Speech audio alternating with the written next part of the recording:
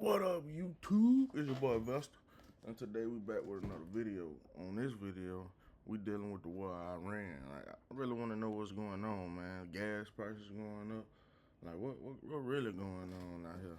You know what I'm saying? We're gonna get into this video, and we finna check it out and see what's going on, man.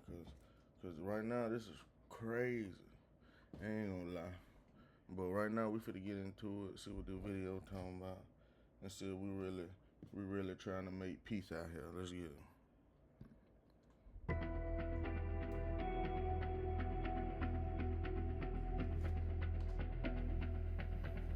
Good evening, everyone. I'm Lindsay Davis. Thanks so much for streaming with us. This is War with Iran. Tonight, Iran has rejected President Trump's 15-point plan calling for an end to the war. Instead, the regime signaled that Iran has no plans to negotiate to end the war. Y'all gonna bomb them and think everything okay? That's crazy. Officials saying, quote, it will end the war when it decides to. Instead, Tehran issued its own demands for a ceasefire, including control of the Strait of Hormuz. All this is up to 1,500 more American troops are heading to the Middle East, with new numbers showing just how unhappy Americans are with this war. Our Rachel Scott leads us off from the White House.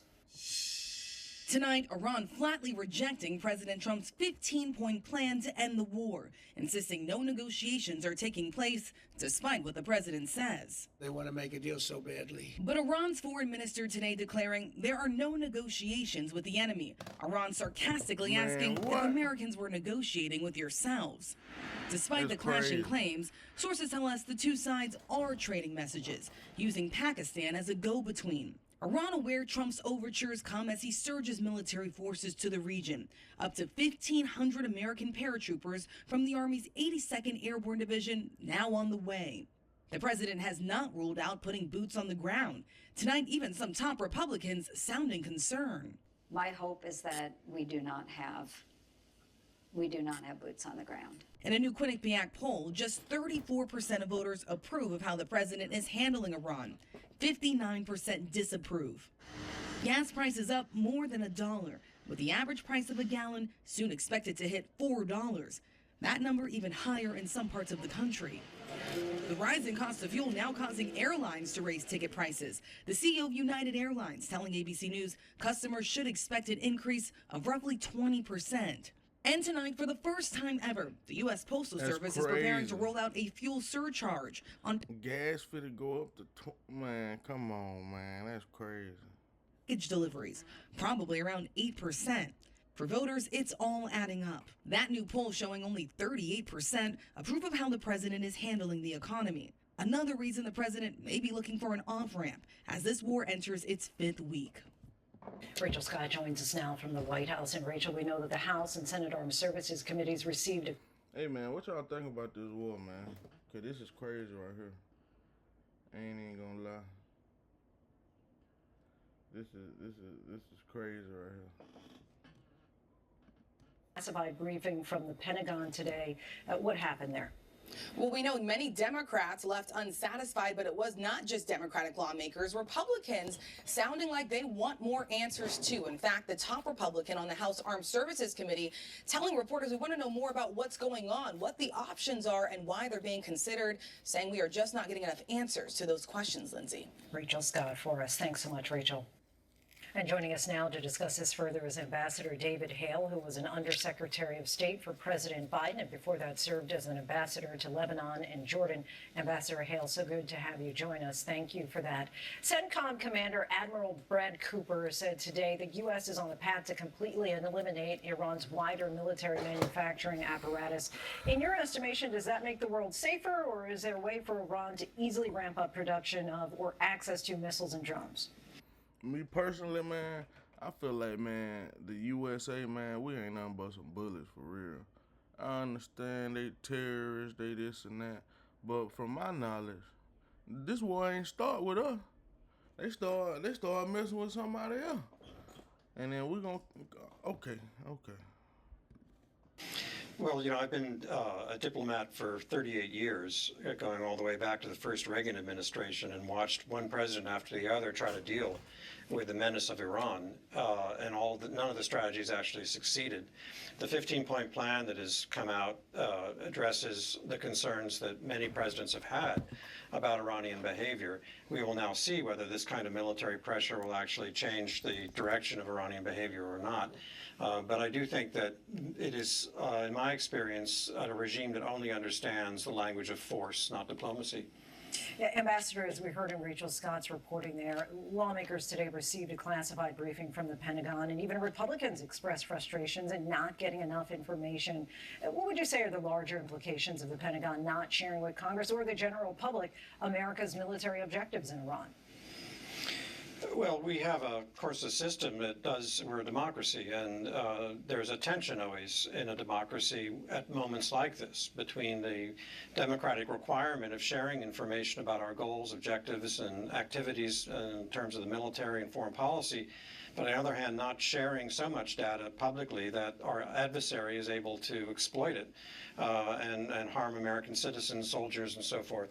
So, every administration, every Congress has faced this dilemma. As a career diplomat, I'm not necessarily the best person to ask the question, but we have to remain focused on the fact that unless we want World War III, which I don't think is what I'm hearing from the coverage of American public opinion, there ultimately will have to be some kind of diplomatic resolution of this, even if it requires more pressure. President Trump has appeared eager to say talks with Iran have been productive. Israeli Prime Minister Netanyahu, perhaps not as optimistic. Are there risks to the U.S. and Israel not being on the same page? Right. I mean, at moments like this, it's natural that two close allies may have slightly different perspectives, and we have to work them out. Obviously, America has the greater force than Israel, but Israel's right there on the battlefront. The real issue for Israel, and I think our Arab allies, is not whether or not we conduct this military operation against Iran. It's whether or not America is determined to succeed. They have seen presidents in the past do half-hearted, half measures against Iran, and they're left to deal with the consequences of only a battered but not defeated Iran. So I think what they're looking for is assurances that we're actually going to succeed and stay in the game, because even after the conflict is over, continued military pressure and diplomatic and political and economic pressure is going to be required if we want Iran to conform to anything we actually end up with agreeing with them. In a war's earliest days, Trump and Netanyahu spoke directly to the... I think all this war is really just going to make everything worse, for real, for real. They're trying to make peace with war. I don't think it worked like that. I ain't even going to lie to you. And people telling them Hey, man, rise up and basically follow. take control of the government. Thank you so Are we much. any Appreciate closer the to that follow. possibility today? Well, I think it was a little unrealistic to expect that we would be able to micromanage some kind of regime change or behavior by the people there. This is a regime that has used the most despotic, oppressive measures to intimidate, murder their own people. And so the Iranians necessarily are in a self-preservation mode, survival mode. But if we are able to demonstrate that Iran is not 10 feet tall, and if our military action not only degrades their ability to threaten their neighbors, but also their ability to intimidate their citizenry, we may see over time, not in the short run, but over time, evolutionary change in Iran. Ambassador David Hale, so appreciate your time. Thank you. Thank you. Given the ongoing war with Iran, some Americans are concerned about the ripple effects of the partial government shutdown and how some critical security agencies within DHS that defend the homeland from things like cyber attacks are not being funded during wartime. We asked Virginia Democratic Congressman James Walkinshaw about that earlier. He serves on the House Homeland Security Committee. The Trump administration has been shutting down many of those public safety facing agencies at DHS for the last 15 months. Just to pick one, our cybersecurity agency, they slashed 1,000 workers. They fired 1,000 cybersecurity experts last year, shut down a bunch of those programs because President Trump didn't like that agency refused to validate his stolen election conspiracy theory. They've been shutting down much of FEMA, right? Last year, in the wake of horrible natural disaster, this Trump administration was saying that it's up to states to respond to natural disasters. So I understand those concerns. The shutdown is making some of that worse, but the Trump administration has been moving in that direction for more than a year. The humanitarian crisis is only worsening as the war drags on in the region. Our Stephanie Ramos talked to the Vice President for Policy and Advocacy at the International Rescue Committee. Kelly, your organization is scaling up its emergency response in Lebanon, where more than 1.2 million people have been displaced. What else are your teams seeing there on the ground? That's right, Stephanie. We are doing our best to scale up quickly because the needs are so extensive, and the longer that this war continues, those needs continue to mount. What we're seeing in Lebanon is really a crisis within a crisis. Lebanon already had 80% of its population living in poverty. Lebanon is host to the largest number of refugees per capita, and so already there were concerns about the humanitarian situation. And now what we've seen with the evacuation orders, with the Israeli bombardments, people have had to leave their homes. As you said, Stephanie, 1.2 million people are displaced, and 300,000 of those are children. We found that 80% of those people who have been displaced are not in shelters. So our staff is seeing people, as your images are showing, on the streets of Beirut. There have been rains coming this week, and so people have had their tents or their mattresses totally soaked. And so there's a real concern about getting that humanitarian aid to them urgently. So many people in need. Lebanon truly in the grip of this escalating violence there in the Middle East. What can you tell us about the growing need for medical care for those impacted by this war? They urgently need medical care, and many of these people have left with just the clothes on their backs. So they didn't bring their pharmaceuticals, they didn't bring their medicines, and our teams are working to make sure that they get them the medications that they need. There's also a need for mental health support, and so many people have had to struggle with psychosocial concerns. We're seeing children who are scared when a door closes because of the trauma that they've faced in hearing the bombs falling. So those needs will continue, and we want to ensure that we're able to provide for those on the ground as well. A major change is coming to the U.S. Army. It is expanding its recruitment pool by allowing older recruits to enlist. Sources familiar with the decision said this is a long-term effort by the Army to widen the recruiting pipeline amid persistent shortfalls. Let's examine all this by the numbers. The Army is raising the maximum enlistment age from 35 to 42. The minimum age to enlist remains at 17 years old with parental permission. This is not the first time the Army has raised its age cap. In 2006, during the height of the Iraq War, the service lifted the cap to 42. The Army lowered it back to 35 years old then in 2016. Bringing the limit back up puts the Army more in line with other branches like the Air Force and Navy, which both cap enlistment at 41, while the Marine Corps' cap is 28 years old. Along with the age increase, the Army will now allow enlistments of individuals with only one marijuana-related conviction. Meanwhile, the military has seen an increase in interest. In 2025, enlistment reached its highest levels in 15 years, with an average of 103% of recruitment goals achieved across all branches. Despite this, the biggest hurdle with recruiting has been a lack of eligible candidates. The Pentagon estimated only about 23% of young Americans 17 to 24 years old are eligible to serve. Much of this is due to academic performance and obesity. Coming up, trying to avert a full-blown energy crisis in Southeast Asia as the war threatens key oil supplies, how some countries are in full energy-saving mode right now. Golly. 74 It's free going Shopify down, stores boy. I did local not clients realize it was today that already bad. alone. Hey, listen, if you would like your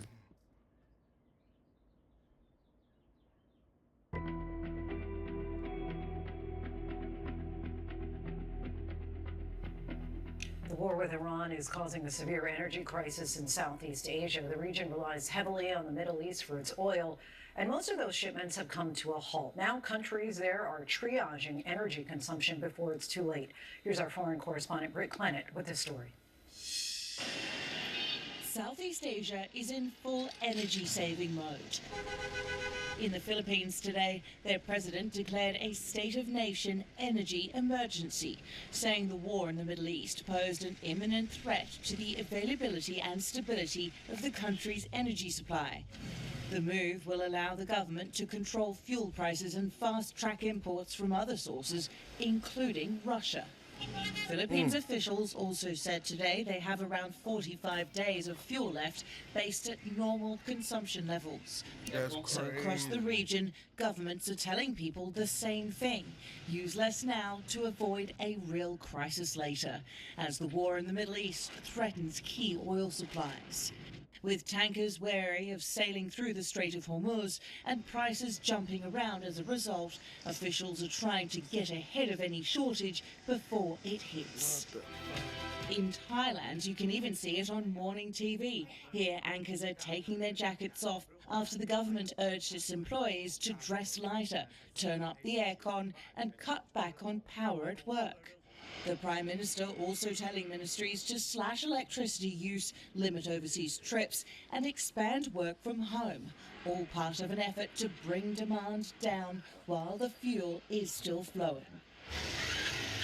In Vietnam, long gas lines amid sharp price hikes, authorities also encouraging work from home to conserve energy. And in Myanmar, the new even-odd driving rule, license plates numbers determining who can drive and fill up to prevent panic buying. Is it the impacts already, or is it just kind of the pre-pain period?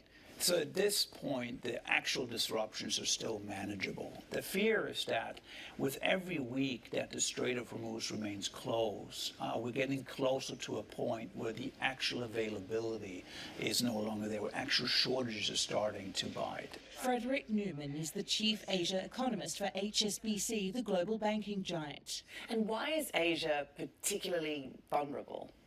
Well, Asia really imports the majority of its energy from the Middle East. So the direct impact is really on economies from India to Southeast Asia, all the way to China, Korea, and Japan. This region, built on energy-hungry factories and exports, is especially vulnerable when oil prices jump, which could mean higher inflation and strained supply chains, especially in major hubs.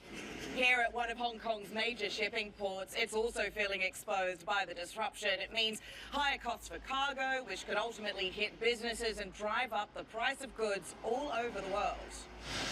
Asia is the world's factory floor.